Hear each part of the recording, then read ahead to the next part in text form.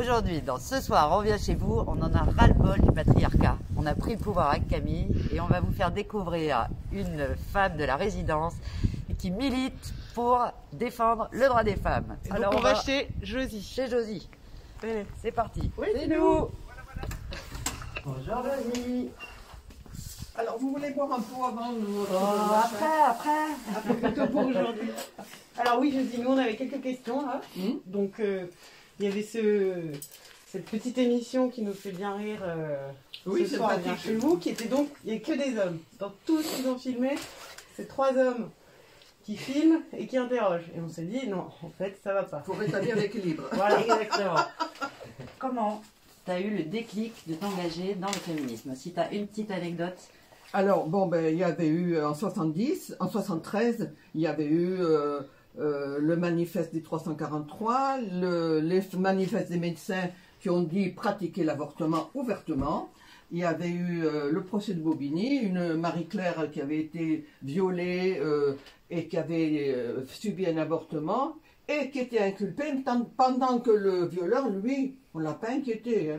Un matin, avant de partir au boulot, j'entends à la radio qu'Anne-Marie Ferré-Martin, qui était une gynécologue de Grenoble, était inculpée par la justice pour avoir pratiqué un avortement gratuit d'une fille violée. Alors j'étais en colère, je pars au boulot, je téléphone partout, au planning familial, à choisir.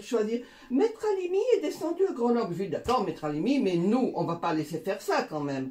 Là, il y a une fille du MLF qui me dit, va au jardin des plantes, devant le bâtiment Buffon, le samedi à 14 h, il y a toujours quelque chose. Le samedi suivant, je prends l'allée de gauche et je vais à la permanence du MLAC. Et je m'approche du premier groupe, une femme blonde enceinte qui faisait la permanence avortement. Et alors j'écoute, il n'y a que 5 avortements qui peuvent se faire à Paris, les autres partent en car en Hollande ou en Angleterre.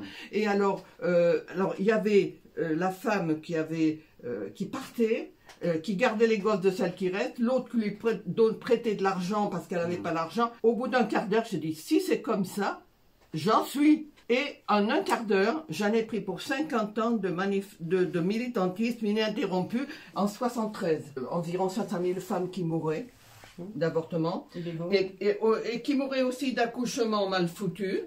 Et que pour les femmes en ce moment-là, la mort était liée à l'amour. Et on a fait que l'avortement et la contraception a séparé l'amour de la mort, que les femmes pouvaient faire des études, travailler et gérer leur destin, c'était jouissif, c'était la perspective du bonheur. Mais, hélas, pas pour tout de suite et pas pour tout le monde, car très vite, dans les permanences avortement, on a découvert les incestes, les mon mari, les viols, les mon mari ou mon père ne veut pas que je prenne la pilule, les femmes battues. On a découvert que c'était dans toutes les couches de la société et sur tous les continents. Alors là, un réveil brutal, hein, dur. Hein. Il s'agissait de changer la loi pour faire que l'avortement soit gratuit pour toutes les femmes. Parce que sinon, s'il était resté payant, les femmes pauvres continuaient de mourir. Cette première après-midi de militantisme, la blonde, elle me dit, est-ce que tu peux assister cette femme qui va faire un avortement? Je dis oui. Est-ce que tu peux accompagner le groupe? Je dis oui. Et alors, on me donne rendez-vous aux portes de Versailles. Alors, il y avait un médecin, il me met sur l'adresse où je devais accompagner le groupe. Je m'en rappelle encore, rue Ollier. Et je devais accompagner un groupe d'une dizaine de personnes. Mais là, il y avait les femmes qui étaient venues avec des maris, avec des amis. Ça faisait un groupe énorme. Il fallait que je l'accompagne de façon discrètement étirée, de façon que, comme si on n'avait rien à faire avec celle qui était derrière, quoi. Être discrète, bah, à cause de la police, c'était encore interdit, quoi. D'accord, donc ça c'est ton début. Raconte-nous ta dernière manif, c'était quand, c'était quoi? Vous parlez de cette manif de l'année dernière, 25 novembre de 2019, 30 000 personnes, et en France, partout des manifs, les violences faites aux femmes, qui sont tout à fait impunies. Tous les gouvernements nous ont donné 0 €. Alors qu'il faut des gens formés, qu'il faut des lieux pour accueillir femmes et enfants quand elles sont là, qu'il faut des lois spécifiques, qu'il faut des tribunaux spécifiques, il faut agir sur la santé, sur la police, sur l'éducation, pour faire de la prévention et de dire que la prévention coûte moins cher que de récupérer après On est allé la semaine dernière manifester dans l'hôpital Tenon parce que les femmes qui sont esquintées par leur mari, c'est l'hôpital qui les récupère. Alors, je me rappelle qu'en 68, dans un débat, j'avais dit, il y avait des enseignants, j'avais dit, les deux rôles sont à changer, celui de l'homme et celui de la femme. Nous, on s'occupe de changer notre rôle. Dites à vos étudiants qu'il faut changer le leur. Parce que nous, on a quand même fait la différence, puisque depuis le début, les organisations qu'on a, elles sont mixtes. Elles rassemblent féministes, c'est le moteur, associations, partis, syndicats de gauche, donc avec des hommes. Parce que tous les hommes ne sont pas des exploiteurs, et que ça change, mais enfin c'est long quand même. Et est-ce que tu auras un slogan? Ni à prendre, ni à vendre, ni à prendre. Le corps des femmes n'est pas une marchandise. Ouais, bravo.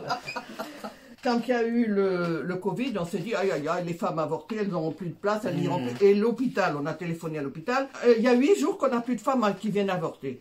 Alors, on a commencé à faire ce genre d'affiches, les avortements, la pilule de lendemain, et là, les violences. Et j'ai collé ça dès le début. C'est-à-dire que la loi, c'est pas uniquement la passer, puis après, c'est terminé.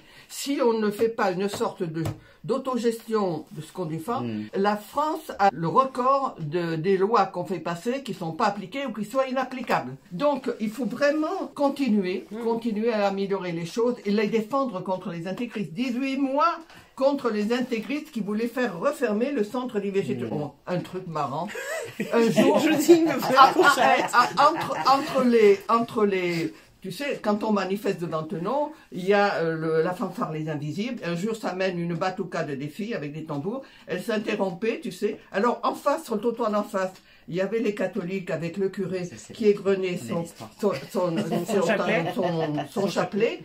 Et ce groupe qui venait d'arriver, donc je ne sais plus d'où il sortait, alors elle scandait des slogans. Elle disait au curé qui est en face, « Priez pour nous ». On baise pour vous. Même les flics se marraient. C'est pas du tout repos dans le 20e, parce que quand il y avait Sarko, entre les deux tours d'élection, on fait une manif avec notre service d'ordre, le leur, la police, le nôtre et tout ça. Et à un moment donné, il y a un flic, la camionnette repartait, c'était fini la manif. Il prend une copine, il la soulève en l'air, il la jette par terre. Alors, on a été 4 à porter plainte contre la police et police. Alors moi, j'avais fait un texte en disant, après ce haut fait à l'honneur de la police, jeter par terre une personne de 70 ans, pouvez-vous nous expliquer pourquoi il a fait ça? En avait-il reçu l'ordre? Ou alors privilégiait-il ses idées particulières dans l'exercice de son travail? Enfin bref. Et est-ce que tu aurais un petit conseil lecture pour le pressoir? Parce que là, en ce moment, on est confinés. Alimi, j'ai vendu son premier livre. Et là, je suis en train de lire son dernier livre. C'était quand le premier? C'était en 73. Là, c'est le Pialou qui a fait un livre qui s'appelle « Nous n'étions pas prêts à la fameuse Covid » et qui dit à France Inter « Nous ne le sommes toujours pas ». Et alors, comme nous avons fait en 2009, on s'est aperçu que le centre d'IVG de l'hôpital Tenon était fermé. On a passé 3 mois de vacances à faire en collectif, comme d'hab, association féministe, parti syndical, nanana. À la rentrée, on leur a foutu 2 occupations de l'hôpital, 4 manifs et 6000 pétitions papier. Puis alors, ce petit livre-là, je découvre ça coûte 2 €, le prix d'une carte postale. Je l'ai lu, il est super. Et quand j'ai vu ça, j'en ai acheté 10 et j'en donnais comme des cartes postales. De l'humour des femmes, je me suis branchée dans toutes les flash mobs qui mangent, chantent, je me régale, je m'éclate là-dedans. Et alors là, c'est levons-nous l'heure est grave et brisons nos entraves. Debout, debout. Josie, voilà le cadeau du précédent. Du précédent. Petit objet. Formidable. Et est-ce que toi, tu as un objet à faire passer au suivant? C'est un badge qu'on a fait dans les années 73 et qui dit « Nos luttes changent la vie entière ». Et moi, je dis pour tout le monde, pour les enfants et pour les hommes. C'est un super cadeau. Mais alors, c'est le lien qui passe les océans pour symboliser la lutte des femmes de tous les pays. Ouais, tu vois cette petite mais chose est-ce que tu peux le donner à... Mais non. Ah, voilà, alors donne à autre chose. Alors, autre chose. Ton petit bouquin. Si tu veux, celui-là, oui, puis tu peux prendre ça avec. Bon, allez, on qui est prend ça. nouveau. Merci Josie pour ces récits. Il faut qu'on termine. Et il faut qu'on termine. Et donc je dis, Pour l'occasion, parce que tu es notre invité d'honneur, et peut-être même pour et changer pour tout changer, le concept de l'émission, on a décidé de dire ce soir, on vient chez elle. Ce soir, on On vient chez elle.